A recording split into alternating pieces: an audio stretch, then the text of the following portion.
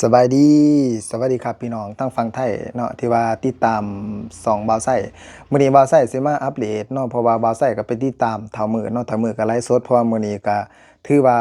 เป็นวันที่14เดือน6 2026เนาะพี่น้องเนาะตอนช่วงแรงๆหรือว่าช่วงเย็นๆ5โมงเนาะ5โมงเย็นปลายๆหน่อยหนึ่งบ่าวไส้ไปฟังมาเพราะว่าเพิ่นก็เว้าในหลายๆสิ่งหลายๆอย่างโดยเฉพาะแม่นตอนที่ว่าเพิ่นเข้าไปในถ้ำเนาะพี่น้องเนาะบ่าวไส้สิเอามาเว้าสู่ฟังเพราะว่าบ่าวไส้ฟังเพิ่นไลฟ์สด ประมาณ40กว่านาทีเนาะพี่น้องเนาะ40กว่านาทีท้าวผู้พามืดพี่น้องท้าวผู้พามืดเพิ่นได้เว้าว่าตอนที่ว่าเขาไปในถ้ำเนาะถามว่าเขาไปเห็นบ่เพิ่นเห็นสิ่งที่ว่า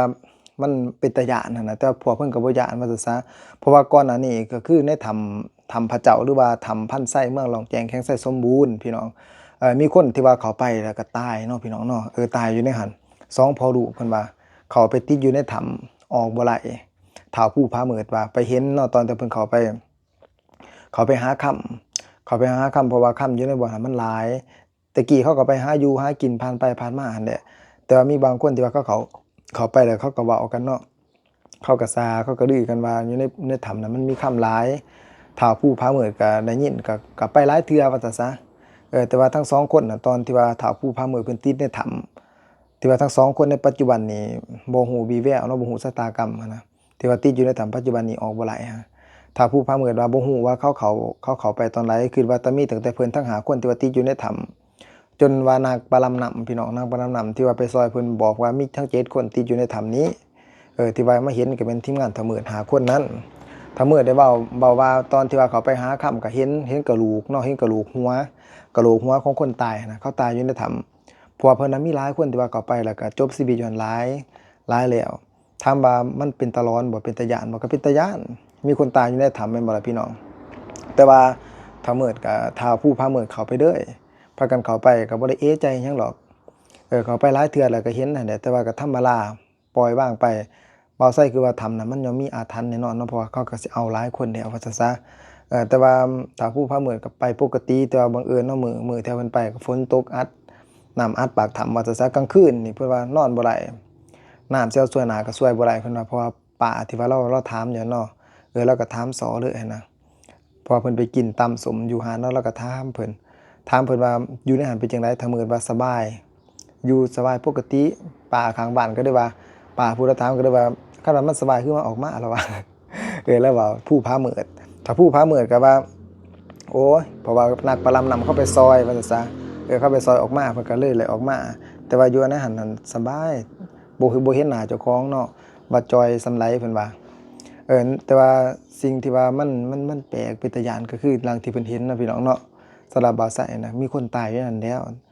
ก็เป็นตาร้อนอยู่นะครับเพราะว่ากลางคืนมานี่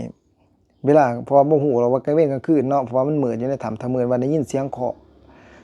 จากหินเสียงเคาะอยู่เทิงๆก็ได้ยินเสียงคือว่ามีคนมาซอยอยู่แล้วพุ่นน่ะคือว่าสิมีคนมาซอยก็นอนท่านอนท่าเมื่อยนั่งแล้วก็นอนท่าบัดนี้หลังจากที่ออกมาไหลเนาะหลายคนก็บอกว่าไปบวชให้ไปบวชว่าซั่นซะให้ไปบวชอุทิศบุญอุทิศกุศลให้เขาผู้ที่ว่าเจ้าทำที่ว่าเฮาไปล่วงเกินเพิ่นไปเอาทรัพย์สมบัติเพิ่นมาเฮาก็อุทิศบุญอุทิศกุศลให้เขา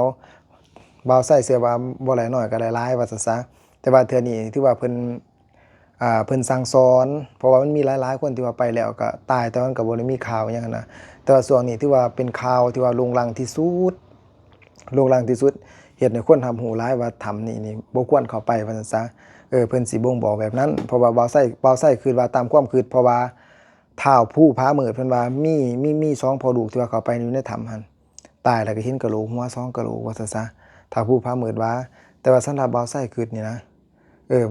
คือสิมีหลายแหละว่าซั่นซะในถ้ำที่ว่าเข้าไปลึกๆหั้นนะ เพราะว่าตามที่ว่าเขาบอกเราเพราะว่ามันเป็นบ่อนที่ว่าอาถรรพ์แหน่เนาะเป็นบ่อนที่ว่าแห้งว่าซั่นซะบุคคลที่ว่าเขาไปแล้วนี่อยากตกอยู่ในมนต์สะกดสำหรับบ่าวไส้คิดเนาะบางเทื่อเพิ่นอาจสิเฮ็ดให้เห็นในหลายสิ่งหลายอย่างแต่ว่า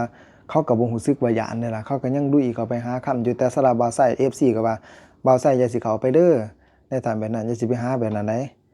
ย่านติดถ้ำออกมาบ่หลายเนาะบ้านบ่าวไส้บ่มีถ้ำให้เขาไปเนาะแล้วก็บ่าวไส้บ่ปรารถนาที่ว่าสิเข้าไปหาแบบนั้นเนาะบ่มีก็สิแบกหาม3ล้อนี่แหละพี่น้องเอ้ยหากินอยู่ทางนอกว่าซั่นซะสมปูนไปซะได้คันบ่มีเวียกเฮ็ดงานทำเนาะแต่บ่เป็นหยังเนาะบ่าวไส้ก็มีเวียกเฮ็ดงานทำอยู่เนาะพี่น้องเนาะแต่ว่าก็บ่ได้ไปหาแบบนั้นดอกบ่าวไส้ก็ย้านว่าซะเกิดมาก็บ่เคย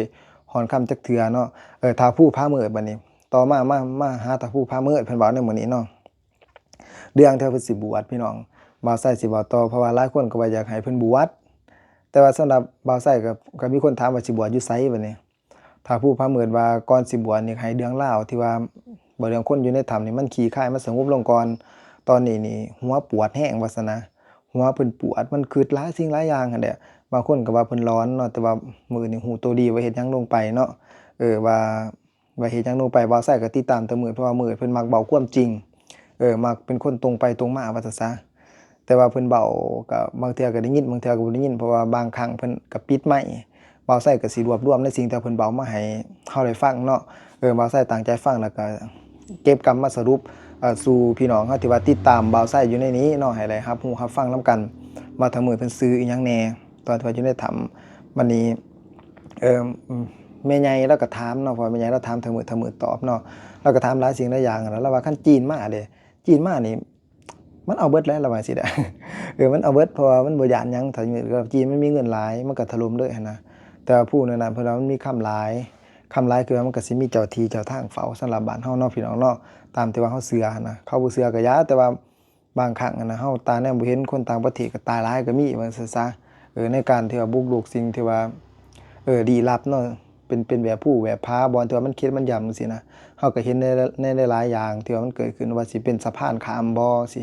สะพานมิตรภาพแห่งที่2แห่งที่1อยู่ปากเซ่เฮาก็คือกันเนาะพี่น้องเนาะก็นักที่ว่านักวิศวกรด้วยนักวิศวกรที่ว่าเพิ่นเฮ็ดเกี่ยวกับสะพานนะพี่น้องผู้ที่ว่าเชี่ยวชาญเพิ่นก็เสียชีวิตหลายคือกันเนาะเฮาก็บ่ฮู้สาเหตุอันนี้ก็คือกันเนาะพอเพิ่นเสียชีวิตเพิ่นก็บ่ได้พอต่างประเทศเพิ่นก็สิบ่ได้เว้าเกี่ยวกับผีสางนางไม้คือหลังเฮาแต่ว่าสำหรับเฮานี่ก็สิเว้าไปหลายสิ่งหลายอย่างตามความเชื่อเนาะเพราะว่าพ่อแม่ก็เพิ่นก็ปลูกฝังความเชื่อของเฮาไว้เกี่ยวกับผีอยู่แล้วเพราะก่อนที่ว่าประเทศลาวเฮาสินับถือศาสนาพุทธพี่น้องถือผีมาก่อนเนาะผีไห้ผีหน้าผีหัวผีสวนผีปู่ตาปัจจุบันนี่ก็ยังถืออยู่หั่นน่ะเห็นบ่เวลาเดือน6เพิ่นสิว่าเลี้ยงผีปู่ตาอิหยังหั่นน่ะเวลาลงหน้าเพิ่นก็ไปกระโพดว่าซะไปเลี้ยงปู่ตาอยู่หน้าอันนี้คือเรื่องความเชื่อเนาะผีปู่ผีย่าบางเทื่อผีเฮือนผีศาลอีกอย่างเผากระหมู่เขาแห่งเชื่อจังซั่นว่าซั่นซะแต่สำหรับบ่าวไส้นี่ก็50-50เนาะเฮาก็ต้องเบิ่งนำก็ต้องคอยพิจารณาไปนำสิ่งใดควรเชื่อ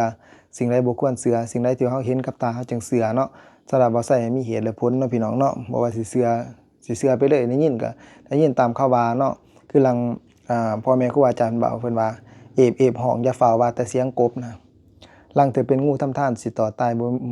บ่หวนหูว่าซั่นซะอีห้องอย่าวางใจไว้จักจั่นสัตว์สิแนวเฮาขอมเขียวห้องก็ห้องเป็นเพิ่นว่าสินะเบห้องว่าเฮาอย่าฟ้าวว่านะลังเถือเป็นสัตว์เสือหายสิคาบคอเดี๋ยวเบห้องบางเทื่อมันอาจสิบ่แม่นเสียงว่าอาจสิเป็นเสือก็ได้นะแต่ว่าเฮาบ่ควรไปเชื่อในสิ่งที่ว่าเอิ้นว่ามันงุ่มง่ายจนเกินไปหันนะสิ่งใดที่ว่าเฮาเชื่อเฮาจังคอยเชื่อพิจารณาไปนำเนาะเว้าไส้ก็เว้นว่าเว้าให้ส่วนเชื่อแต่เว้าให้เฮาฟังซื่อๆเว้าให้เฮาพิจารณาไปเนาะเพราะว่าเฮาก็นับถือศาสนาพุทธเฮาก็เชื่อถือคำสอนของพระพุทธเจ้าเนาะพี่น้องเนาะมีเหตุและผลว่าซั่นซะถามว่าผีมีบ่สำหรับบ่าวไส้มีเนาะมีสำหรับบ่าวไส้นี่เชื่อเพราะว่าโลกแห่งจิตวิญญาณย่อมมีแน่นอนแม่นบ่ล่ะเมืองบาลานผีบางบดผีเฝ้าถ้ำยังมีแต่เจ้าปู่ยังเนาะพี่น้องเนาะหลังที่ว่าถ้ามื้อเพิ่นเว้ามาแต่ว่าถ้ามื้อเพิ่นว่าสิไปบวชบัดนี้ยังต่ออยู่พี่น้องถ้ามื้อเพิ่นสิไปบวชอยู่ที่วัดป่าภูเคาะเนาะบ่อนเตียวเพิ่นไปหาอาจารย์นี่ที่ว่าบ่าวไส้เอาขึ้นนี่พี่น้องอาจารย์องค์นี้ก็น่าสิเข้มขังเนาะพี่น้องเนาะสำหรับ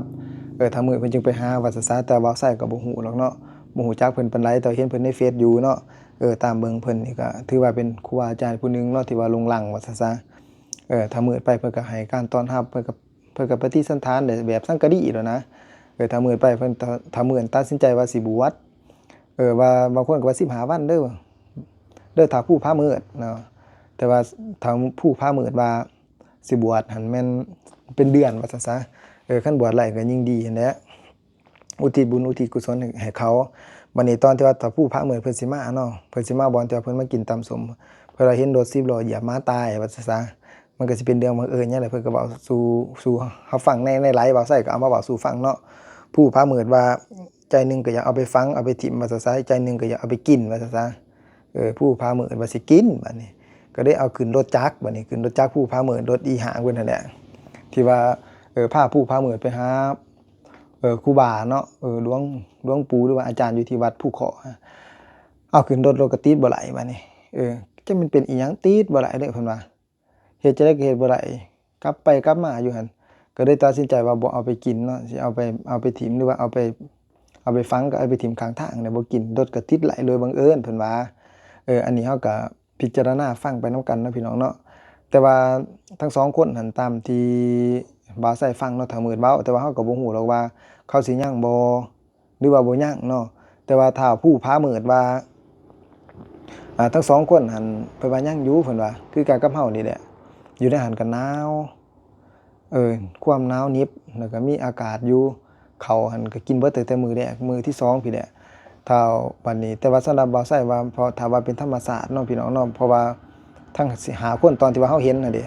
ตอนที่ว่านักปรำนำเพิ่นเข้าไปซอยหั่นน่ะทั้งหาคนก็ว่าโอ๊ยคันบ่ซอยช่องมื้อนี่ตายแท้ๆตายแล้วตาย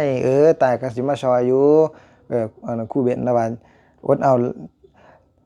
ซาใจเราอยากให้พวกคุณออกกันหมดทั้งนี้แหละครับแต่ว่าต้องรอก่อนเรานำเสบียงอาหารมาให้หั่นน่ะผมอยากเอาคุณออกทั้งหมดเลยแต่ว่าตอนนี้น้ำมันก็ยังท่วมอยู่ว่าสินะน้ำยังท่วมอยู่เขาจูน้ำไหลทางนั้นก็มีแต่ว่าสิตายนะแต่ว่าสุดท้ายก็ออกมาไหลเนาะพี่น้องเนาะหลังที่ว่า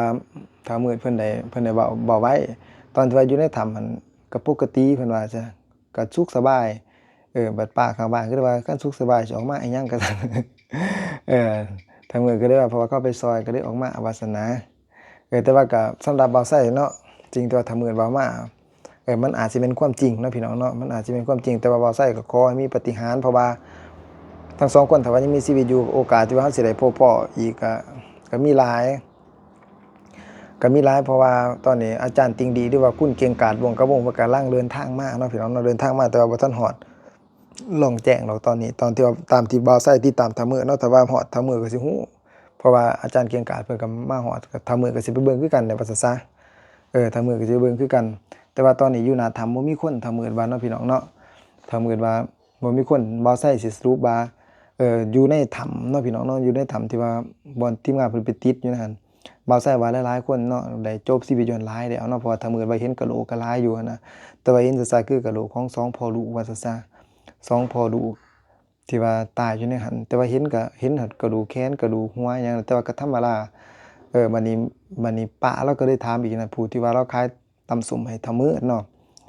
ให้ผู้พามื้อเราถามว่าถ้าว่าทั้ง2คนน่ะสมมุติว่าเสียชีวิตแล้วเนาะสิเอาออกมาหลายบ่ผู้พามื้อว่าคือสิเอาออกมาบ่หลายว่ามันยากมันแคบว่าซั่นซะว่าเขาไปเห็นแล้วเขาหำหูเขาก็โอเคถือว่าจบภารกิจเนาะพี่น้องเนาะแต่ว่าเราก็ขอให้วิงวอนปาฏิหาริย์มีจริงตามเสียงขอเนาะตามเสียงขอที่ว่าเสียงขอตอบรับตอนที่ว่าเพิ่นไปขึ้นเทิงเขาอันนั้นมีเสียงขอตอบรับขอให้เสียงนั้นเป็นเสียงทั้ง2คนเนาะพี่น้องเนาะบ่าวไส้ก็รอปาฏิหาริย์นำกันเนาะว่าสิมีจริงหรือบ่เนาะถึงว่าสิเป็นข้อซ้ำกรรมซ้อนหยังก็ตามถ้าเป็นกรรมของเพิ่นเนาะก็ขอให้บุญบารมีของเฮาทั้งหลายที่ว่าฟังอยู่ในนี้เนาะแผ่ไปให้เจ้าป่าเจ้าเขาเนาะพี่น้องให้เพิ่นอ่อนให้เพิ่นยอมว่าจะซะให้เพิ่นปล่อยออกมาว่าซะขออ่อนขอยอมให้กลับมาหาลูกเมียโดยเฉพาะพ่อที่ว่ามารอท่าอยู่ปากถ้ำหลังที่ว่าเฮาเห็นเนาะอยู่ในถ้ำนั้นเนาะสำหรับถ้ามื้อเพิ่นบอกว่ามีค่ำนะพี่น้องเนาะมีค่ำหลายว่าซะค่ำหลายน่าสิแม่นบ่อนที่ว่าเขาฝังสมบัติไว้เนาะพี่น้องเนาะสำหรับบ่าวไส้นี่สิคิดแบบนั้นอันนี้คือเรื่องที่ว่าบ่าวไส้จะมาเว้าสู่ฟังเนาะถามว่าบ่าวไส้ฟังแล้วเป็นตาย้านบ่ทำมันเป็นตาย้านเนาะพี่น้องเนาะแล้วก็ทำมันถ้าเหมือนว่าบ่ไกลจากบ้านเนาะจากบ้านอันพันไส้มันซะแต่ว่าหนักสิสั้นอีกอย่างเขาก็ตัดผู้ไปใส่แล้วมันสิสั้นมันสิขึ้นผู้แล้วก็ลงไปหาผู้ที่มีถ้ำหั่นน่ะพี่น้องแต่ว่าบ่อนที่ว่าเพิ่นเข้าไปหาน่ะเพราะว่าผู้ที่ว่ามีถ้ำมันสิตั้งอยู่กลางแล้วก็ผู้อ้อมทั้ง4หน่วยแล้วก็เวลาฝนตกมันสิรับน้ำฝน เต็มๆเด้อว่าซั่นซะคือว่าผู้นั้นน่ะก็สิมีสิ่งศักดิ์สิทธิ์อยู่ดุมนั่นแหละว่าซั่นซะเพราะว่าเพิ่นว่าตามที่คนที่ว่าเพิ่นเคยไปเพิ่นว่าน้ำมันไหลผ่านในผู้นั้น7สายพุ่นพี่น้องเอ้ยน้ำห้วยน้ำห้องเข้าไปหั่นน่ะลอดผู้นั้นไปเด้อทั้งพื้นนี่อาจสิเป็นหินคือว่าน่าสิแม่นคล้ายๆแบบเมืองบาลานก็ว่าไหลเนาะพี่น้องเนาะเพราะว่าหลายคนก็ฝันเห็นงูใหญ่พี่น้องเอ้ยสำหรับคลิปนี้เนาะบ่าวไส้ก็สิเอามาเสนอให้พี่น้อง FC เฮาที่ว่าติดตามบ่าวไส้เนาะอยู่ใน YouTube เนาะพี่น้องเนาะก็ฝากคอมเมนต์ว่ามีความคิดเห็นจังไดเนาะพี่น้องเนาะแต่ว่า4คนนี่บ่าวไส้ก็บ่ฮู้แล้วว่าเขาสิบวชคือเฒ่ามืดบ่เนาะเพราะบ่าวไส้บ่ได้ติดตามเขาก็บ่ได้ออกมาเว้าอิหยังนะบ่าวไส้ก็ติดตามแต่เฒ่ามืดถ้าผู้พามืดเพิ่นก็เว้าตรงไปตรงมาถามว่าเพิ่นอยากบวชบ่เพิ่นอยากบวชแต่ว่าบ่แม่นตอนนี้เนาะวัดที่เพิ่นสิบวชก็คือวัดป่าภูเคาะเนาะพี่น้องเนาะก็ไปเบิ่งเอาว่าอยู่ไสเนาะผู้ใดที่ว่าอยากไปท่องเที่ยวไสสมบูรณ์เนาะเฒ่ามืดก็พร้อมที่ว่าสิเป็นไกด์พา FC ไปเนาะถ้าว่าเฒ่ามืดยังอยู่หั้นว่าซั่นซะเพราะธรรมศาสตร์เนาะอยู่ที่ไสสมบูรณ์เนาะพี่น้องเนาะก็ถือว่างามโดยเฉพาะเป็นภูหัวโล้นดังที่ว่าเราเห็นในคลิปแต่บ่าวไส้ก็บ่เคยไปเนาะผู้ใดที่ว่าเคยไปแหน่พี่น้องฝั่งไทยเขาคอมเมนต์ได้เด้อบ่าวไส้เขาอ่านเบิดทุกคอมเมนต์แล้วก็กดใจเนาะบ่าวไส้กดใจให้ผู้ที่ว่าคอมเมนต์บ่าวไส้เบิดทุกๆคนเนาะพี่น้องเนาะถ้าว่าบ่าวไส้เดือนเห็นบ่าวไส้ก็พยายามตอบคอมเมนต์ผู้ที่ว่าอ่านเนาะสิ่งใดที่บ่าวไส้ตอบได้บ่าวไส้ก็ตอบเนาะพี่น้องเนาะขอบใจได้หลายที่ว่ารับชมบ่าวไส้มาจนฮอดปัจจุบันนี้เนาะพี่น้องอย่าลืมกดไลค์เป็นกำลังใจบ่าวไส้เด้อบ่าวไส้